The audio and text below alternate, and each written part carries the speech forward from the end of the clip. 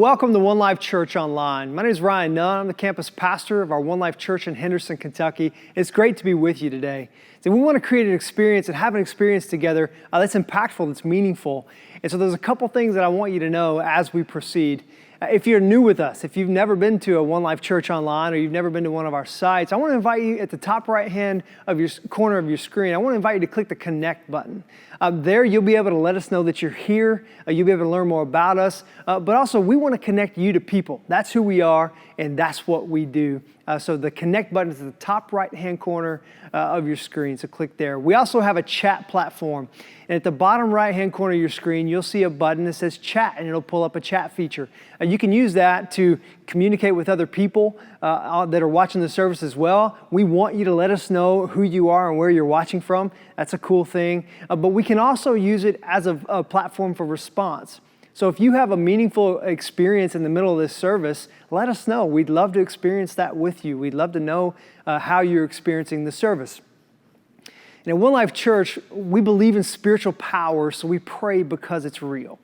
In the bottom right hand of your corner, there's a prayer button that you can click, and that'll take you to a private chat room to where somebody from our prayer team would love to connect and pray with you or pray for you in a moment that seems necessary for you. So anytime that you feel like you'd love to be prayed for, just click right there. It'll take you to the private chat, and we'll pray with you there. See, we worship extravagantly at One Life because it's the appropriate response to who Jesus is. And if I'm being honest with you, this is our third week of online church, and I love it, it's great. But before this started, I remember being in a crowd of people, feeling the energy, hearing the singing, hearing the music, seeing the production, those types of things. And when I go to my living room with like three of us, it just gets weird. It felt odd. It felt like something was missing. And if that's you this morning, I want to encourage you and remind you maybe that there are hundreds of households that are watching this together, and we're doing this together at the same time, engaging in the service. And so what we want you to do is engage. And as we're going to be hearing a couple songs, or singing a couple songs on your screen, whether you reflect on the lyrics quietly, or whether you express yourself louder or more expressively singing these songs, I just want to invite you to engage with God as we continue. Hey everyone, we are so excited to be joining you today via your homes. And my name is Lindy and I lead at our East Campus. And I want to introduce who else we've got here today. We've got Spencer, he is from our Henderson campus. We've got Michael, and he leads both now at East and West. And then in the back there is Miss Carolyn, and she also leads at East. And so we are just so excited to be able to just worship with you today. And I will just be honest with you, this week has been kind of tough. And I would say the past several weeks have been kind of tough. There's been a lot of, on my behalf, a lot of prayer, a lot of time of singing, worship, but I would say there's been a lot of tears, a lot of frustration, a lot of anger. And I know the biggest thing that I've had to do is really just extend grace to my family, and just really ask them to give me grace as well, because we're all in this together. And so we just have to constantly be reminding ourselves, like, it's okay, and ask for forgiveness. And that's what I love about just who Jesus is that he shows me grace, and so I can give grace to others. So we're going to spend some time worshiping, and we're going to start out by teaching you a new song. And I know for some of us that can be a little intimidating, but Psalm 96, it actually tells us to sing a new song. And I was reflecting on where we're at right now. This is probably a place that all of us have never imagined that we'd be, but we are all in it together. And so as we sing a new song together, I just want it to really be something that ministers to you, refreshes your soul and your spirit. What is awesome about this song is the lyrics are so impactful for where we are right now. And so I wanted to share with you the passage of scripture that this connects to is from Isaiah 43, and it's verses 1 through 3. And it says, "Fear not, for I have redeemed you. I have summoned you by name. You are mine. When you pass through the waters, I will be with you. When you pass through the rivers, they will not sweep over you. When you walk through the fire, you will not be burned. The flames will not set you ablaze. And that this song, it really points us to this chapter in Daniel, chapter 3, where Shadrach, Meshach, and Abednego, they're in the fire. And I'd love for you to read more about that story. They're being persecuted for their belief. And what's awesome is they all of a sudden, the people that were persecuting them see a fourth person in the fire, and it's Jesus. And so I know there are people in your homes that may be feeling isolated, alone, and they're really needing to just be reminded that, one, they're not alone. Jesus is right with us. He's in the trenches with us, and he will never leave us. He will never forsake us. And so I hope you enjoy this song with us, and that it's something that you can be reminded of in the weeks to come.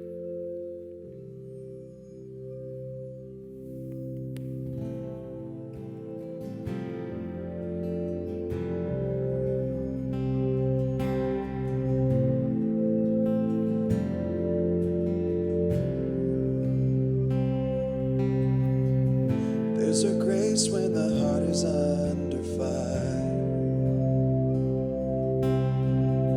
another way when the walls are closing in.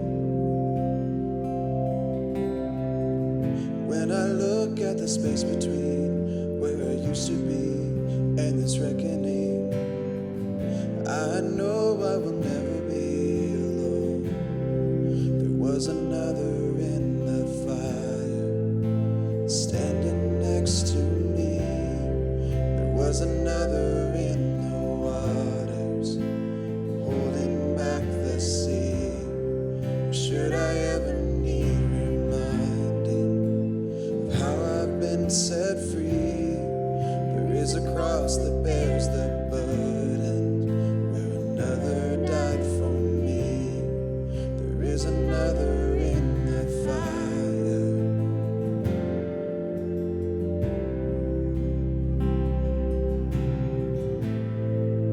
All my dead left for dead beneath the waters.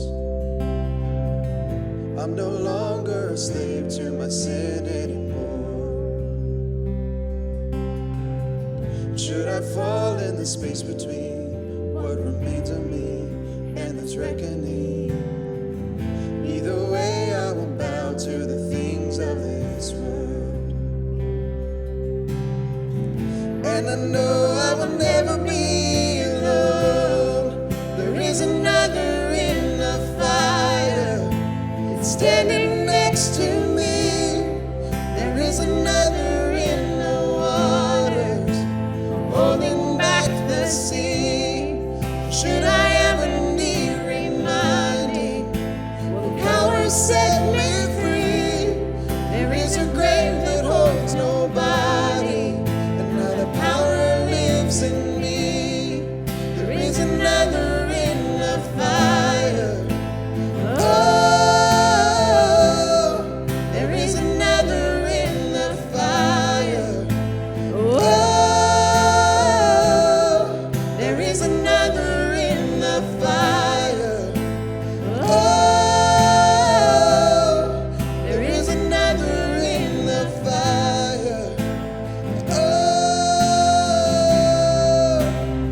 and I can see the light in the darkness as the darkness bows to him. I can hear the roars in the heavens as the space between wears thin. I can feel the ground shake beneath us as the prison walls cave in. Nothing stands between us. Nothing stands between us.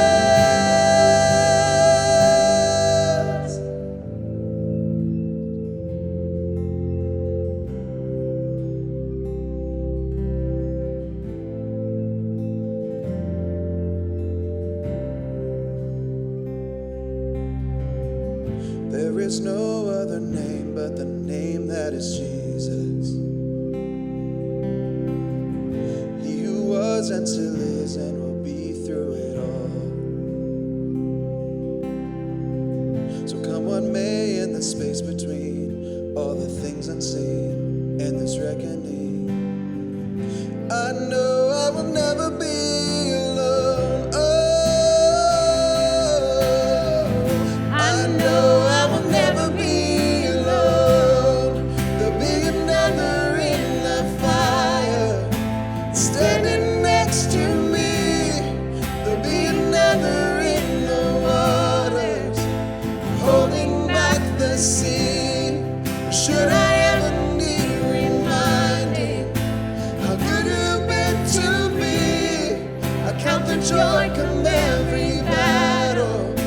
'cause I know that's where you'll be. I can see the light in the darkness as the darkness bows to him. I can hear the roar in the heavens as the space between moves thin. I can feel the ground shake beneath us as the prison walls cave in. Nothing stands between us.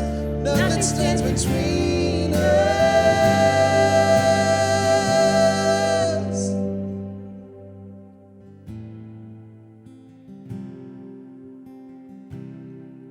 There was another in the fire, standing next to me. There was another in the waters, holding back the sea.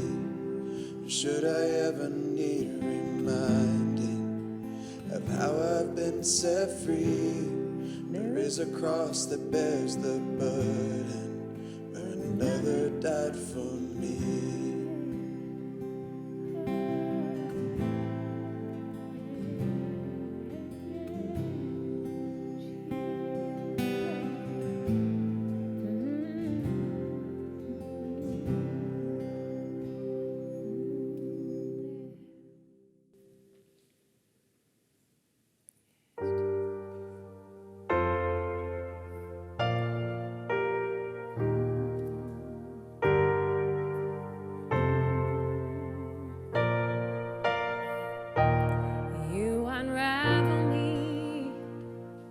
With a melody, you surround me with a song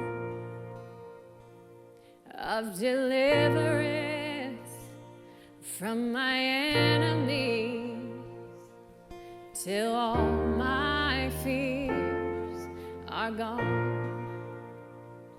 I'm no longer a slave to fear. I am a child of God. I'm no longer a slave to fear, 'cause I am a child of God. Yeah.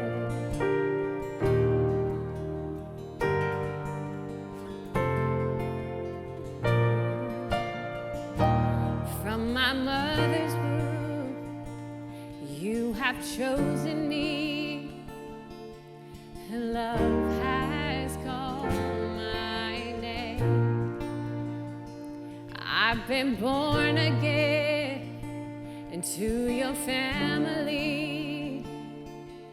Your blood flows through my veins. I'm no longer a slave to fear, 'cause I am a child of God. I'm no longer a slave to fear. I am a child of God.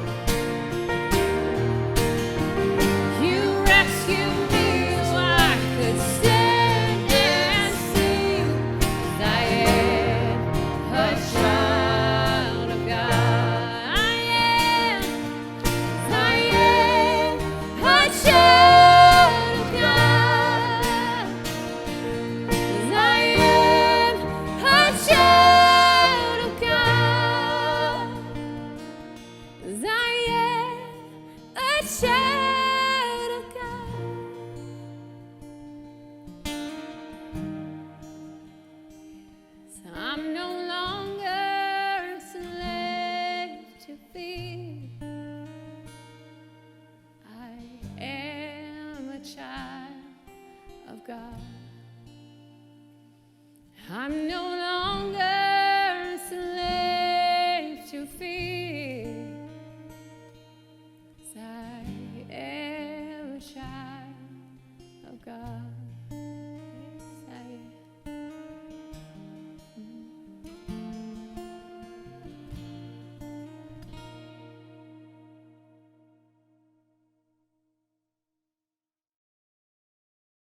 Hello, One Lifers. This is Mark Weaver. Today's your lucky day because I'm not playing that keyboard in the back. I am going to talk about God as our source. And what I mean by source is He's the source of every good and perfect gift. In James it says, every good and perfect gift comes down from the Father of lights, in whom there's no changing, there's no turning, there's no shadow at all. So He is our source. And He gives each of us a resource, and that's time, talent, and treasure. And when you really think about it, for most of us, we exchange time and talent for treasure. So you can even find those two things enveloped into the treasure. So He's a resource. Time, talent, and treasure are resources. And so for me, 35 years ago, when I came to Christ, when I became born again, the very first thing, and I am talking about a reflex response like that. He spoke to me, I want you to give and I want you to serve. So I took Him at His word and I just started giving. My wife and I started giving at 10%, and this wasn't far after we had been counting literally change in the cushions of the couch. And a lot of y'all have been there before. Some of you may be living there now. But we took Him at His word. So we travel on for several years. I'm teaching Sunday school. We continue to give.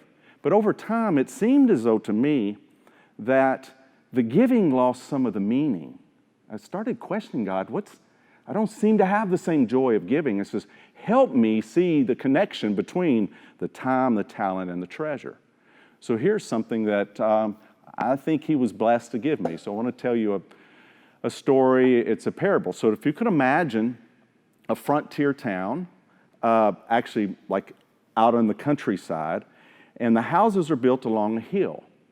And all the houses have wells, and the people of the town there, they open up their wells to feed into a reservoir. So everything goes down into a reservoir. And then so all of a sudden you see, or you hear, you could do both, a fella hollering, fire, fire. So there's a guy saying, hey, there's something going on here, we need help. And then another person shows up and starts organizing everybody to help put out the fire. So as you zoom in, and what you see is, you see a row of people, and there's one person who has a bucket and he's dipping into the water from that reservoir from everybody's resource, their treasure. He's dipping the bucket in the water and he's handing it to the next person, who then's handing it to the next person, who's handing it to the next person. And then finally you get to the point where you see somebody who's actually throwing it on the fire. So, I was getting caught up in the fact that that part right there of putting out the fire was ministry. When God blessed me and showed me, it's all ministry. From the person who's prophetic enough to say, hey, there's a fire here, there's a problem, or there's a need, to the person who has a blessing of organizing the people to be in a line, to be able to put out the fire, to the person who gets to dip into the water, I would even say receive the check if you want to continue that analogy, to the next person. If you have any of those people missing, the fire's not put out. The ministry's not done. And this is something else for a lot of us. It's the last drop of water that puts the fire out. So it doesn't matter if your part is a drop or you're the person that He's entrusted with a big bucket full, it still is the same ministry. It's the same gifting. It's the same time, talent, and treasure that comes together to do the ministry. So whether you're writing a check and you're filling up the reservoir, or whether you're taking your time to organize and help people get together and get this done, or whatever your talent may be in that chain, it's still serving the same Father. It's still sharing the same Father's love. So it's the same action to write a check as it is to take the time and talent to do the other things. So I want to encourage you to walk out in faith. If you haven't started giving, trust Him. Because if God commands us to do something, He works it. He will see that it happens. Because He wants you to participate in that joy.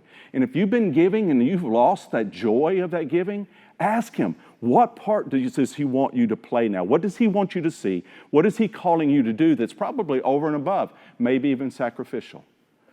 So I ask that you would you can look at, we've got a give button right there in front of you. There's a website, we have an app.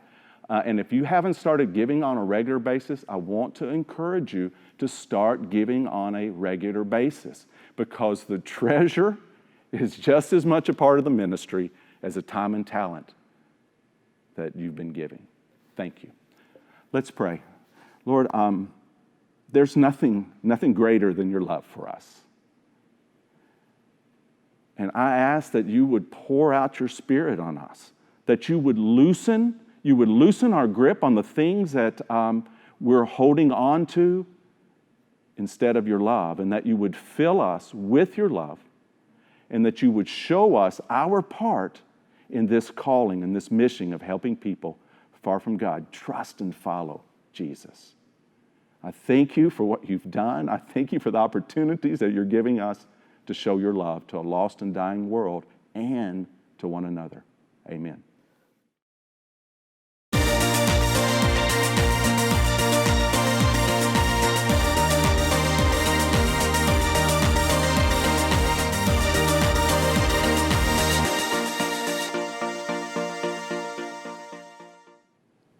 One Lifers, I want to start by saying thank you. Thank you very, very much. So I got a message this past week that one of our One Lifers had been contacted by 3 others because of the challenge that I gave out last week, that we all contact each other, that we reach out to each other because we're all going through this together. And he said 3 different people got a hold of him, and not to mention the fact that his wife had surgery and people were dropping off food at the house. That is what it's all about, because what we emphasize is that during a time of crisis like this, you need to dig deep into the fundamentals. And we're saying the fundamentals are worship, love, and compassion. So thank you for sharing love with one another. Keep doing that. And if you're one of those people that maybe no one's contacted you, don't think about that. Think about who you're going to contact. And that's a very, very good way to look at life and just continue to reach out. And on the compassion side of life, I love what our community is doing with the new website, just showing that we can meet needs, be looking at that, be ready to volunteer for that. It's an amazing, amazing opportunity that we all have. But today, what I want to do is I want to look deeper into the issue of worship. And the reason for that is because really it's the fuel line. It's the foundation. It's the root system of being able to love on greater levels and show compassion on greater levels. And to do that, what I want to do is I want to share a passage that I shared last week, and we're just going to take another look at it and hopefully learn a little bit more about it. It's found in 2 Corinthians chapter 4, and it begins at verse 16. Listen very carefully. Therefore, we do not lose heart. Though outwardly we are wasting away, yet inwardly we are being renewed day by day. For our light and momentary troubles are achieving for us an eternal glory that far outweighs them all. So we fix our eyes not on what is seen, but on what is unseen. Since what is seen is temporary, and what is unseen is eternal. Now here's the angle I want to take on worship this time. I want to go to the very first line that was used in that verse. Therefore, we do not lose heart. You know how this chapter 4, begins? It begins with the exact same line. Therefore, we do not lose heart. The beginning of the chapter starts that way, and the end of the chapter we just read starts with Paul talking about not losing heart. And the angle that I want to explore worship about is this whole issue of losing heart, because I'm going to argue that that's the main thing that a lot of us are struggling with as we face a health crisis, as we face an economic crisis at the same time, and all this uncertainty is going. The greatest danger is losing heart. As a matter of fact, if we want to explore how to not lose heart, the very first point I want to pass on to you is how to not lose heart is recognize you can. recognize you can. That's where it all starts. That's the real battle. That's the thing that actually you're facing. Believe it or not, I have been a runner in my life, and I've worked out a few times, and I'm sure most of you have as well. And one of the things that you know is that when you're running, there's always a time, no matter how far you're going, there's always a time when your body says stop, and something else in you is debating whether you should listen to that or say go. That's what losing heart can be. You can give up on the inside and it causes you to give up on the outside. You can just kind of throw away. If you were to look up that word that's translated lose heart in a Greek dictionary, it says this. It means to be utterly spiritless, to be wearied out, exhausted, to give up, or to quit. It's just that letting go thing. And I know as the news keeps kind of rolling in and you see different things and it's got this multitude of challenges all facing us, sometimes it's easy just to say, man, I'm just going to let go and just try not to care and not worry about things. Thomas Edison said, our greatest weakness lies in giving up. The most certain way to succeed is always to try just one more time. But recognize that it's actually possible to give up, that's the real battle, or he wouldn't have brought it up. But Paul's talking about, he's saying, hey, I don't lose heart. There's reasons to lose heart, but here's why I don't. Second thing you need to know about not losing heart is this. Recognize that it's possible to experience things that you can lose heart over. If you don't want to lose heart, you need to recognize it's possible to experience things you can lose heart over. Notice that he said, we don't lose heart, though outwardly we're wasting away. Now, that's not the greatest acknowledgement in the world. I don't really like that. When I remember when I had turned 50 and I was over in Dubai and I was hanging out with a friend over there, and he's like 35 or whatever, and he looked up at me and we were talking and he said, what are you, like 49, 50? In other words, he guessed my age right on. It was one of those moments that I had this, I came to realization time. It was like, holy smokes, because if I'm being honest, I think I was going around with this self-perception that I looked 35, but I was actually chronologically 50, but only I knew that. But no, that was the confirmation. No, you're not are 50, you look it. And it was the confirmation what he said. You can realize, you have to recognize that there are going to be things in life that can cause you to lose heart, that can tempt you to lose heart. But you've got to go in with your eyes wide open. And that's what I love about Paul here. He's saying, hey, I know outwardly I'm wasting away. There's a reason to lose heart. Life can be filled with reasons like this. So the context of the entire chapter that we're reading and the entire book, and even 1 Corinthians included, is that Paul has planted a church in Corinth. And things are going great, and he spends a lot of time there, and he develops leaders, and he raises them up, and then he goes on the next town. It's Ephesus. But right after he leaves, apparently, from what we can put together, there were some people that came through there that started trash talking about Paul. They started destroying his reputation. They started acting like he wasn't everything they thought he was. And the problem with it is back then, they didn't have instant communication. He didn't get to hear about it, and somebody called him on the phone, and he could defend himself. It's about a 300-mile journey to where he was.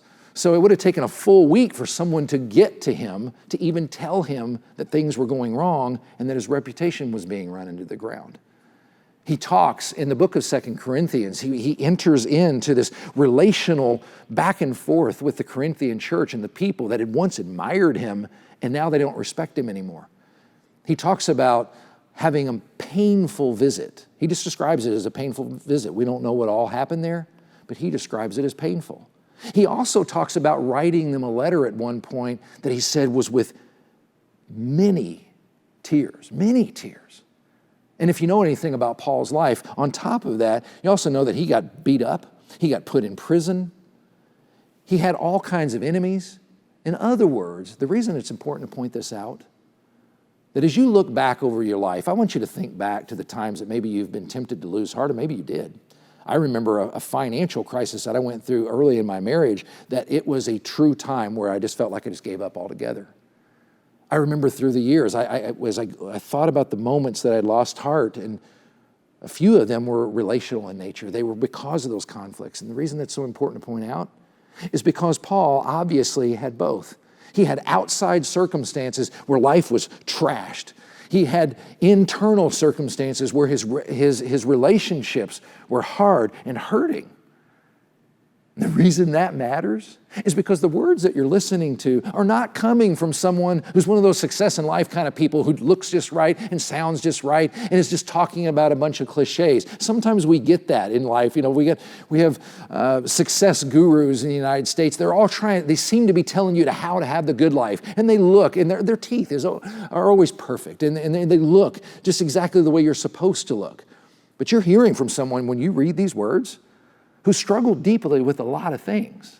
So when he says, don't lose heart, he's coming from this deep and rich place of having experienced some things that really did challenge him, that he was tempted to lose heart. And that's what we have to accept about life. I was reading a commentary about the book of 2 Corinthians, and one of the commentators said, the Bible's filled with paradoxes. Paradoxes are things that seem contradictory on the surface, but when you think about them on a deeper level, they really do match up. Like God is good and suffering exists. Well, those things don't look like they match, but when you think about it on a deeper level, God can still be good, but suffering can add up to a greater good in the end. Those are paradoxes. And this commentator was saying, of all the books in the Bible, it's arguable that 2 Corinthians contains more of them than any other book. Just before the paragraph that we read a while ago that we're studying, it's led up to this way. In verse 7 of the same chapter, some of you are familiar with this passage, it says this, but we have this treasure. He's talking about the glory of God and this change of life that Jesus has brought. We have this treasure in jars of clay to show that this all-surpassing power is from God and not from us. But here's the part I want you to get. We are hard-pressed on every side, but not crushed. Perplexed, but not in despair. Persecuted, but not abandoned. Struck down, but not destroyed. So in other words, you can follow Jesus as near and closely as the Apostle Paul and his team did and still experience being hard-pressed, being perplexed, being persecuted, and even being struck down. You felt perplexed lately? I've sat in 3 different meetings that I can remember where we were making plans for something and we literally got news that things had changed that just made our plans just kind of go up in smoke right then. Have you felt kind of cornered or hard-pressed or struck down? That can happen. And that's important to know for a lot of reasons. Tim Keller, I've quoted him a lot of times, I know. But he wrote a devotional on the issue of suffering. And these things really can happen that come along that can tempt us to lose heart. Let me read this quote for you and take it in. Modern Western people, he says, are more traumatized by suffering than others. We have too much faith in our technology and our democratic institutions, and we are conditioned by our secular materialistic culture to seek most of our happiness in fragile things like good looks, wealth, and pleasure. It is wise, however, to be ready for suffering. Now hear this line. Often most of the painful emotions people experience during adversity is actually the shock and surprise that they are suffering at all. Even Christians believe that God won't let really bad things happen to them, but Jesus himself disproves that. If God allowed a perfect man to suffer terribly for a greater wonderful good, why should we think that it might not happen to us? Now, I know in many ways that's kind of a disappointing thing to point out, but it really shouldn't be. There are things that are going to be present in our lives. It's happening on a global scale now, and it can happen and it will happen to all of us individually. They can happen, but here's why that's so important. This is an analogy that I'm sure I'll overuse in the coming weeks. My son is presently at basic training for the Army. And when they gathered us up as a family to orient us of what he was going to be going through and all these things, I love the fact that the sergeant that oriented us said, hey, you know what? It's going to be a drag. You're not going to like this. It's going to be bad. It's going to be hard, but don't quit. It's going to be bad. It's going to be hard. You're going to go through things you don't want to go through, but don't quit. You know why that matters so much? Is because, and I know, I've had people in the Army where recruiters told them more like, oh yeah, it's kind of rough, but it's not really that bad. But if you go in with that mentality and it gets really, really, really bad, I think you're a lot more likely to quit. But if you're warned ahead of time, yeah, you're about to enter some rough stuff, but whatever you do, don't quit. That's a whole lot different. And that's where Paul's coming from. He's able to say, I had relational breaks, I've been beaten up, I've been perplexed, I've been struck down, but there's something greater going on. And that's why, if you don't want to lose heart, recognize that you can. Recognize it's possible to experience things you can lose heart over, but most importantly, fix the eyes of your heart on what you cannot lose. If you don't want to lose heart, fix the eyes of your heart on what you cannot lose. Fix your eyes. I love that line. I want you to do a little experiment right now. Don't fix your eyes on me, okay? I wouldn't put that on anybody. Fix your eyes on maybe something that's right above your screen. Just fix your eyes on something. Pick something. Fix your eyes on it. Just look at it. Two things are happening right now. You're looking at that thing, and you are not looking at a whole bunch of other stuff in your room. Now, that's a simple point, but a very important one. It doesn't mean those things aren't there. It doesn't mean they're not important. It just means you've put your focus on the thing that it puts everything else at the peripheral vision. Health, of course, matters. Economics, of course, matters. But what matters the most is what you fix your eyes on.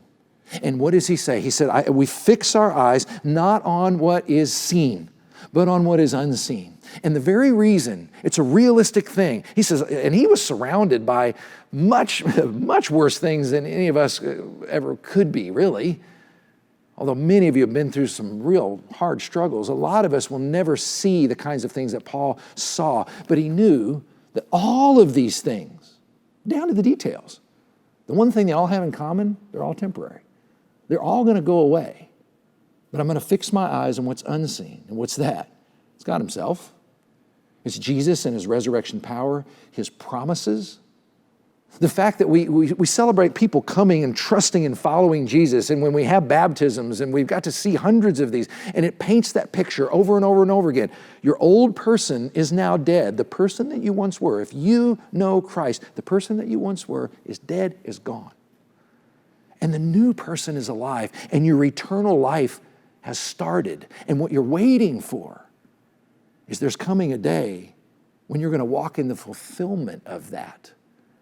And if you read the New Testament enough, you read Paul and you read the rest of these guys, that's really what they lived in light of all the time. They were able to somehow take on all this crazy stuff and hard and difficult things, not because they're, well, someday I'll be in heaven. It was more like they had a grasp on reality that was truly about building and fanning the flame, the things that truly couldn't be taken away. So C.S. Lewis, many of you have read him and heard of him. For those of you who haven't, he's an author. He wrote The Chronicles of Narnia. Disney has made films out of this, but great writer and defender. He had been an atheist. He became a Christian.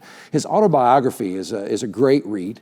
But what he talks about in his autobiography, he felt like he was trained for the Christian life through being a kid. And because he actually went to a number of boarding schools, British boarding schools, where he said most of them were abusive. He was abused by other students, and he was abused by teachers. And he said these were dark, difficult places. This is back in the early 20th century, just dark and difficult places. But he said the term would be over, and then he'd get to go home, and how much of a relief that was. And he learned to train his mind of this is really, really hard, but the term ends, and he gets to go home. Well, in the 50s, he wrote this series of books called The Chronicles of Narnia. And I know many of you are home with kids now. I read my kids The Chronicles of Narnia. We still talk about it. They were rich, deep, wonderful things. His goal in The Chronicles of Narnia was to imagine another world where Jesus goes and saves them. And Jesus takes on the personification of a lion, and there's talking animals, and this is kind of a fantasy thing. But what if Jesus were to do that? And he goes to this other place. And it comes all the way to the end. And there's a book called The Last Battle, and it's the heaven scene when they finally all get to go to where Christ or Aslan has promised them to go. There was a real railway accident, said Aslan softly. Your father and mother and all of you are, as you used to call it in the Shadowlands, dead. The term is over. The holidays have begun. The dream is ended. This is the morning. And as he spoke, he no longer looked to them like a lion, but the things that began to happen after that were so great and beautiful that I cannot write them. And for us, this is the end of all the stories. And we can most truly say they all lived happily ever after. But for them, it was only the beginning of the real story. All their life in this world and all their adventures in Narnia had only been the cover and title page. Now, at last, they were beginning chapter 1 of the great story, which no one on earth has read, which goes on forever, in which every chapter is better than the one before. You know, the most beautiful thing about that is it's not fantasy. Because of Jesus' resurrection from the dead, Paul talks about inwardly we are being renewed day by day. Our eternal life, when we come to Christ, begins right at that moment. But then the promise is, the emphasis in the New Testament is that you will be resurrected because Jesus is resurrected. So the promise of these things, as awesome and as amazing as they sound, are real because of who He is and what He did. And we can know that and have that. And that's the promise we look at, so that in our lives we can know that the term is going to end and the holidays are going to begin. Keep your eyes on that. Even though that's hard, and I know there are medical people out there who are stressed. I know that there are people who are wondering about the next paycheck, or you've lost your job, or you fear you're going to. And then there's the health crisis, all of those things. It's not that those things don't matter, but it's all about perspective. It's all about what you fix your eyes on first. Fix your eyes on those things. We're going to go back and we're going to do a song that we did earlier in the service. But before we do, what I'd like to ask is, some of you, you're tracking with all this. You are fixing your eyes on Jesus. Fan that into flame. Take advantage of the things that we're offering, the daily readings and the worship during the week and the prayer. But some of you, if you're being honest, you've put Jesus at about priority 17. You came to Him at one point in your life, but a lot of other things are first, second, and third. But I want to challenge you to use this time as we're singing and worshiping just to say, Lord, I'm sorry I've done that. I've taken my eyes off You. I've let all these things around me that are now crumbling be what my life is really all about. And some of you, you've never come to Christ. You've never had a time where you could confidently look back and say, you know what? I realize that I'm not right before God, and I want what He offers. I want to, even when I die, to know that that's when the holidays begin. You can have that. So during our worship time, it's as simple as saying it in your own way, just looking up to God and saying, Lord, forgive me for what I've done. Forgive me for making me the ruler of my life. I want You to be the ruler of my life. I believe in who Jesus is and what He did on the cross, and I'm coming to You now for real. And I'm going to fix my eyes on You and not on the things around me. We're going to let our worship team just lead us in a time of worship now. Father, I know that coming out of that message today, we can maybe find ourselves in this position of saying, yeah, I want to be one of those people that doesn't lose hope, but then they look at these situations, we look at these situations that we are facing in our lives right now. And Father, I pray, God, I pray for every person in our communities, every person in our cities, every person across our nation and across our world. This is a big prayer, but Father, I pray that every single person would have an opportunity to see the character of Christ around them. They would see the hope that comes from Your Son. Because we know that in Him is true hope. He is the Prince of Peace. So when we encounter Him and when we go to talk to Him and when we become acquainted with Him and get to know Him, there's a peace that passes understanding. And Father, I pray that goes to every person that is hearing this today that was a part of this service. And God, we want to just offer up to You our fears, our anxieties, our worries. And remember that You are not caught off guard. In Jesus' name.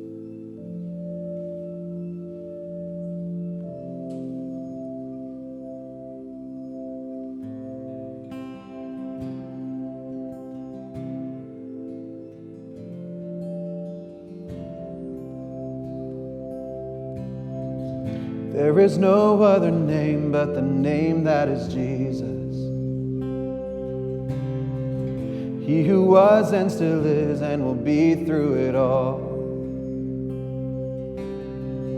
So come what may in the space between all the things unseen and this reckoning, I know I will never be alone. I know I will never be alone. There'll be another in the fire standing next to me.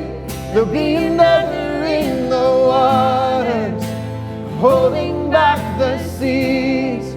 Should I ever need reminding of how good you've been to me, I count the joy come every battle, 'cause I know that's where you'll be. I can see the light in the darkness as the darkness bows to head. I can hear the roar through the heavens as the space between bursts in. I can feel the ground shake beneath us as the prison walls cave in. Nothing stands between us. Nothing stands between us.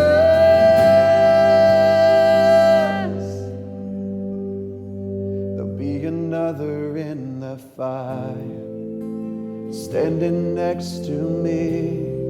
There'll be another in the waters holding back the seas.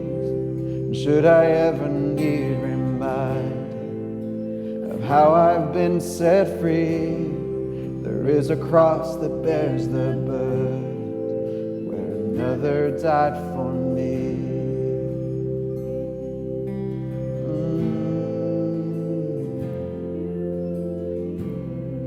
There'll be another in the fire.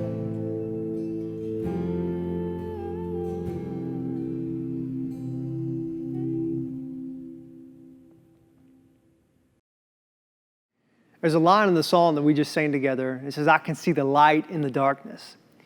And in light of our current reality, we're in two different places. Some of us see darkness all around us. We're impacted directly by it. But then there's some of us that may not perceive what's going on as that dark. Maybe it's not that close to us or not that personal. So maybe this is a time for us to be able to look for the light if we're in the darkness, or we can choose to be the light if we don't really see a lot of darkness around us. And we really hope that today's experience would provide hope for you no matter which place that you are. Because as followers of Jesus, we want to leverage opportunities to show people the hope of Jesus.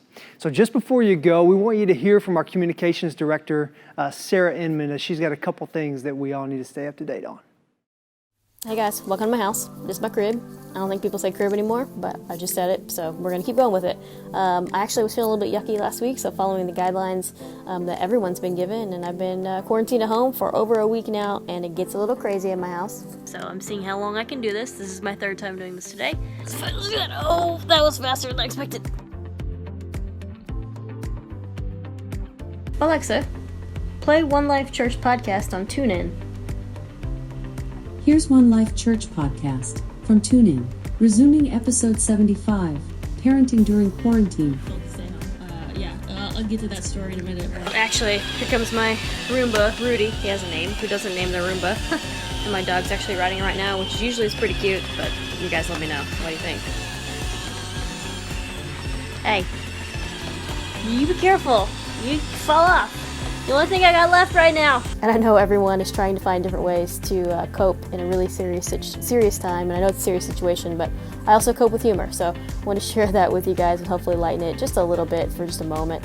But I'd also love to see the way that you're connecting with your group, with your team, and even the way that you're connecting right now during this service. Take a picture of that, post it on social media, and use the hashtag OneLifeAnywhere.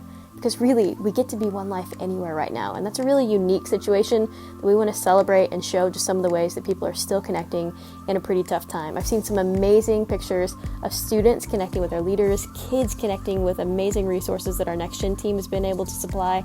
And you can find all of that information and more, ways for anyone to connect at onelifechurch.org/update. There's some updates there from Brett. There's some links to some Facebook Lives that we're doing. We have dailies going on Instagram every day, just a moment to just pause and take a breath. So make sure you're utilizing all of those as well. But one major one I want to show you and just highlight, some partner organizations in town in our area have created something called Need a Neighbor. You can go to needaneighbor.org or just go to that update page, click Need a Neighbor.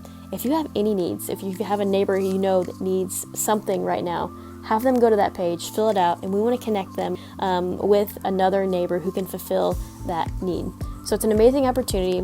Also, if you want to be someone who wants to help, just support neighbors, say, hey, I can get out, I'm able to get out and provide some things for people who need them. You can also fill out an application to be one of those people who can help do that as well. And that'd be incredible. So make sure you check out the update page, all the ways and all the things that are going on there. Guys, we are so thankful that you're here.